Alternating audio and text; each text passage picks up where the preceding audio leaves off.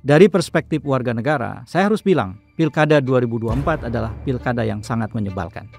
Inilah pilkada yang ditandai oleh beberapa gejala yang dari perspektif warga negara membuat pilu, membuat cemas, membuat sedih. Yang pertama, politisasi hukum atau dijadikannya hukum sebagai instrumen untuk kontestasi lagi-lagi menggejala dengan amat sangat tegas. Beberapa kandidat yang kuat diancam untuk dikriminalisasi.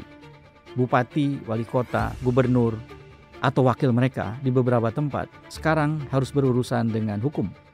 Dikarenakan kontestan yang lain yang menjadi kompetitornya punya akses kepada pengendali-pengendali besar yang bisa menjadikan hukum sebagai alat politik. Praktek itu harus dihentikan. Tidak boleh kita biarkan praktek yang semacam itu menjarah hukum kita menjadi barang milik para perampok demokrasi.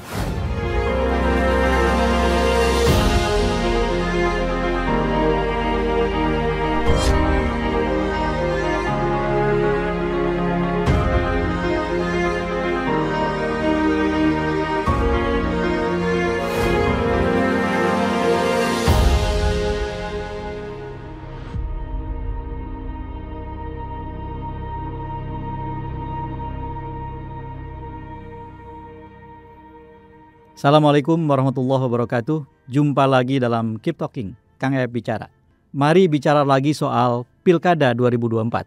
Ini pilkada yang untuk pertama kali diadakan serentak seluruh Indonesia. Inilah pilkada yang akan membuat Indonesia luar biasa ramai karena di semua tempat para pemilih akan datang ke TPS-TPS dan mereka akan harus mencoblos calon gubernur dan calon wakil gubernurnya pada saat yang sama. Calon bupati atau wakil bupati atau calon wali kota dan wakil wali kota. Kecuali tentu saja di Yogyakarta. Di Yogyakarta untuk gubernur tidak diadakan pilkada. Di Jakarta juga demikian. Untuk wali kota dan untuk bupati Kepulauan Seribu juga tidak ada pilkada. Selain itu seluruh Indonesia orang akan mencoblos gubernurnya, wali kotanya atau bupatinya beserta wakil mereka. Kalau kita lihat jumlahnya memang dahsyat. Ada 37 pilkada provinsi dari 38 provinsi di Indonesia. Ada 93 pilkada tingkat kota dari 98 kota di Indonesia. 5 kota di Jakarta tidak ada pilkada. Ada 415 pilkada di tingkat kabupaten dari 416 kabupaten di Indonesia. Karena Kepulauan Seribu tidak ada pilkada. Jadi saudara-saudara, jika kita hitung jumlah pemilihnya berdasarkan angka DPT, daftar pemilih tetap untuk pemilu 2024, maka jumlahnya 204 juta. 204 juta orang di seluruh Indonesia akan ke TPS untuk memilih. Saudara-saudara, jika kita menempatkan diri semata-mata sebagai pengamat, sebetulnya pilkada ini sangat menarik.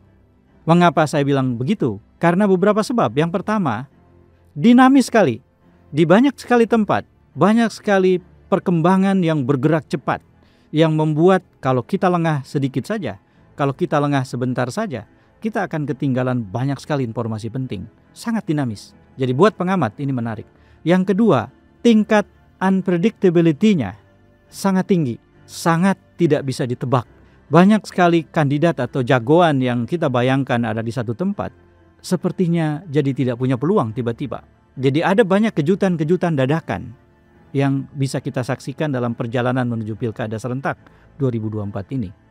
Contohnya misalnya, sekarang ini orang sedang mendiskusikan apakah akhirnya Airin Rahmidiani akan benar-benar menjadi calon gubernur Banten karena ada mobilisasi partai politik ke kandidat yang lain, yang membuat Airin berkemungkinan tidak eligible sebagai kandidat. Anies Baswedan di Jakarta sekarang sedang dalam keadaan terancam jika PKS dan Nasdem merapat ke tempat yang lain. Yang tersisa tinggal sedikit saja dan kemungkinan sangat besar Anies tidak bisa melaju menjadi kandidat. Di beberapa tempat, beberapa bupati, wali kota yang dijagokan juga punya nasib yang sama. Jadi selain tidak bisa ditebak, juga ini bikin deg-degan bagi banyak sekali tokoh dan para pendukung mereka yang akhirnya harus mendapati kenyataan dinamika yang bergerak cepat bisa menjadikan mereka sebagai korban dalam tanda kutip dalam pilkada. Saudara, jadi seperti kita melihat atau menonton pertandingan olahraga, sepak bola misalnya, atau mungkin lebih tepatnya bola basket. Kadang-kadang kita harus menunggu di saat-saat yang sangat terakhir untuk mendapatkan skor yang final atau terakhir. Siapa yang menang dan siapa yang kalah. Artinya siapa yang akhirnya bisa menjadi kandidat atau tidak, sepertinya di banyak tempat harus menunggu sampai detik yang terakhir. Nah, kalau kita sebagai pengamat, tentu saja ini menjadi pilkada yang sangat menarik. Saudara, izinkan saya untuk tidak mendudukan diri saya sebagai pengamat. Saya ingin mendudukan diri saya sebagai warga negara. Dari perspektif warga negara, saya harus bilang, pilkada 2024 adalah pilkada yang sangat menyebalkan. Inilah pilkada yang ditandai oleh beberapa gejala yang dari perspektif warga negara membuat pilu, membuat cemas, membuat sedih. Yang pertama, politisasi hukum atau dijadikannya hukum sebagai instrumen untuk kontestasi lagi-lagi menggejala dengan amat sangat tegas. Dulu di masa Orde Baru, orang menyebut istilah hukum birokratik, hukum yang dipergunakan sebagai alat sehingga fungsinya seperti birokrasi. Hukum birokratik ini adalah satu istilah yang dulu di masa Orde Baru digunakan untuk menggambarkan betapa hukum tidak menjalankan fungsi keadilan yang semestinya ia emban, tetapi menjalankan fungsi alat politik dari mereka yang berkuasa. Itu yang kita lihat. Beberapa kandidat yang kuat diancam untuk dikriminalisasi. Bupati, wali kota, gubernur, atau wakil mereka di beberapa tempat sekarang harus berurusan dengan hukum.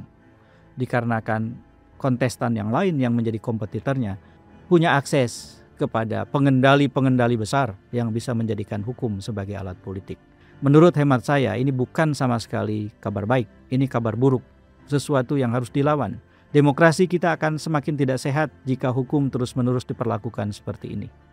Presidennya kebetulan memang tersedia. Di 2024, pemilihan presiden ditandai dengan perekayasaan hukum dulu. Dan kita tahu juga menjelang pilkada kembali ada perekayasaan hukum. Dan dua-duanya berkaitan dengan umur sebagai syarat untuk menjadi bakal calon. Diubah lewat MK untuk pemilihan presiden dan MA untuk pilkada, sehingga diindikasikan pihak-pihak tertentu yang dekat dengan kekuasaan, anak-anak sang penguasa besar, itu menjadi eligible memenuhi syarat. Praktek itu harus dihentikan. Tidak boleh kita biarkan praktek yang semacam itu menjarah hukum kita menjadi barang milik para perampok demokrasi. Saudara, yang kedua yang juga menyebabkan pilkada 2024 ini menjadi menyebalkan, itu adalah bahwa terjadi mobilisasi partai secara tidak sehat. Partai harusnya berpartisipasi dalam pilkada, bukan dimobilisasi. Partisipasi adalah kehendak otonom yang otentik, yang genuine datang dari partai itu, antara lain untuk mengutamakan kader mereka, untuk menjadi bagian dari pilkada yang sehat. Lalu kemudian terjadilah proses pengusungan. Ya tentu saja lebih sehat lagi kalau di dalamnya tidak terlibat uang sebagai mahar, tetapi lebih sehat seperti yang sudah dicontohkan oleh beberapa partai sejauh ini. Mobilisasi yang terjadi yang kita lihat bukan partisipasi. Yang dimaksud mobilisasi adalah memaksa partai-partai untuk bergerak mengusung ke satu pihak, satu pasangan. Dan diindikasikan bahwa itu bagian dari negosiasi politik, terutama untuk pembentukan pemerintahan 2024-2029. Ini berkaitan dengan partai-partai yang menjadi pendukung dari salah satu peribahasa dalam bahasa Indonesia. Menang itu banyak orang tuanya, kalah itu yatim piatu. Ketika ada pemenang dalam pilpres, maka semua partai mendekat. Sang pemenang seperti magnet yang menyedot dengan sangat kuat partai-partai, dan semua partai seperti ingin ikut berkuasa. Pemenang banyak orang tuanya, tetapi yang kalah yatim piatu.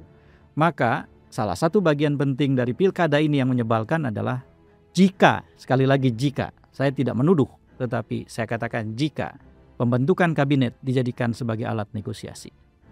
Jika mereka mau menjadi bagian dari kabinet, maka mereka, partai-partai itu, harus bersedia mengusung kandidat tertentu. Ini sudah sangat tidak sehat. Benar bahwa dalam politik itu dipraktekkan di banyak tempat, tetapi itu contoh buruk. Rasanya demokrasi Indonesia kalau harus terus mengumpulkan contoh-contoh buruk dan mempraktekannya seperti ini, ya semakin lama akan semakin membusuk. Kita tidak mau demokrasi membusuk dan akhirnya rakyat tidak akan lagi punya kuasa. Barangkali kalau orang bicara soal masa depan demokrasi sekarang dianggap elitis, tidak. Masa depan demokrasi itu berkait sama nasib semua orang. Nanti baru pada saatnya ketika demokrasi hilang, kita akan merasakannya. Satu barang baru terasa ada harganya ketika dia sudah hilang. Demokrasi juga begitu. Saudara, hal yang berikutnya yang juga menurut hemat saya menyebalkan dari Pilkada 2024 adalah kecenderungan untuk membangun dinasti, kecenderungan untuk mempraktekkan nepotisme, itu menggejala di sejumlah tempat. Menurut hemat saya, benar bahwa dalam demokrasi semua orang berhak untuk menjadi kandidat. Dan kalau kandidat itu dipilih oleh rakyat, maka tidak ada orang yang kemudian harus membelokkan pembicaraan dengan mengatakan kamu anak si A atau anak si B, kamu keluarga si A atau si B, kamu nepotis. Sebab yang memilih adalah rakyat. Jangan lupa sebelum dipilih mereka menjadi kandidat dulu. Dan proses menjadi kandidat itu bagian dari proses demokrasi dalam pilkada. Dalam proses seleksi itulah kemudian kecenderungan membangun dinasti dan nepotisme dipraktekkan. Itu bagian yang tidak terpisahkan dari pemilihan atau pencoblosan oleh seluruh rakyat.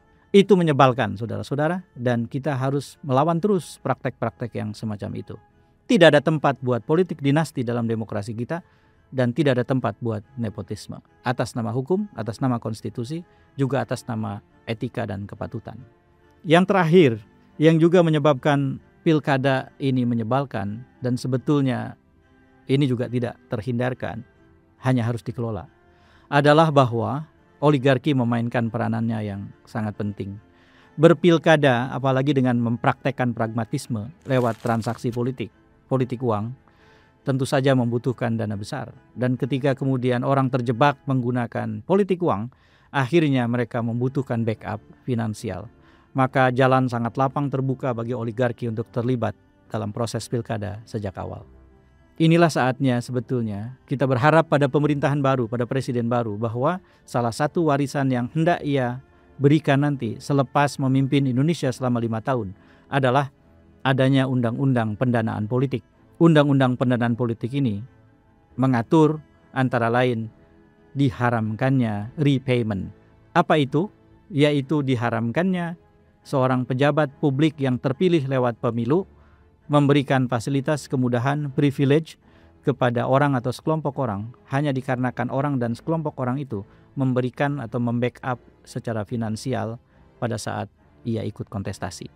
Jadi mereka yang menjadi bokhir, mereka yang menjadi pendonor besar, mereka yang menjadi pembackup finansial para kandidat, jika ada undang-undang itu, nanti tidak akan bisa menagih kepada pejabat publik yang ia bantu dengan cara mendapatkan hak privilege yang tidak selayaknya, yaitu dengan misalnya menguasai proyek-proyek strategis di tempat itu, membisniskan kebijakan publik sehingga akhirnya publik yang tidak menjadi orientasi, tetapi bisnis yang menjadi orientasi, margin atau keuntungan yang diabdi oleh kebijakan-kebijakan publik. Ini tidak boleh terjadi saudara-saudara, dan jika ini terus menggejala seperti yang sekarang kita lihat, ini memang amat sangat menyebalkan dan harus dilawan. Saudara, 27 November 2024 adalah waktu yang sakral, waktu yang keramat, waktu yang penting. 27 November adalah masa menentukan masa depan, bukan sekedar melubangi kertas suara. Anda dimanapun yang mendengar ini, mari kita manfaatkan peluang itu. Peluang untuk mengubah masa depan kita dengan tangan kita. Memilih dengan bertanggung jawab. Kalaupun memutuskan tidak memilih, juga bertanggung jawab.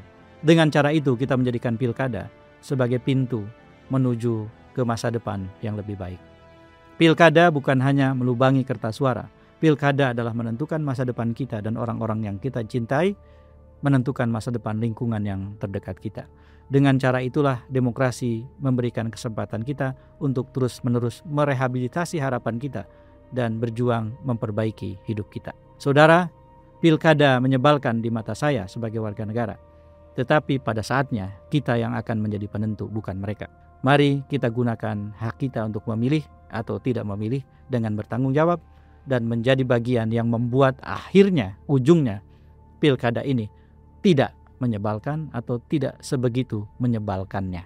Saya F. Saifullah Fatah, wallahul muwafiq ila aqwamit thoriq. Assalamualaikum warahmatullahi wabarakatuh.